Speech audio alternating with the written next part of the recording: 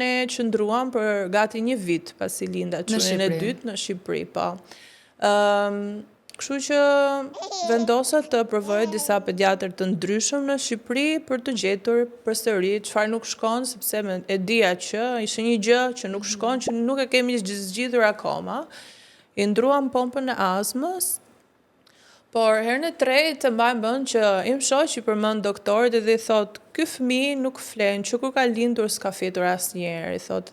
Edhe vetëm kjo fjali mjaftoi që doktori thoshte, ky fëmijë ka refluks.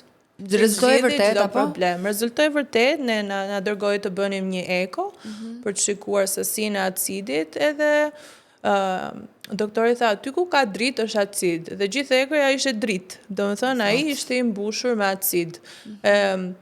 Bëm edhe kontrollin e rrugëve të frymarrjes, dhe acidi kishte kaluar në rrugët e frymarrjes, që ishte shkaku i azmës të cilën e kishin quajtur në angli azma, dhe ndërkohë ishte thjesht mbushje me acid nga stomaku.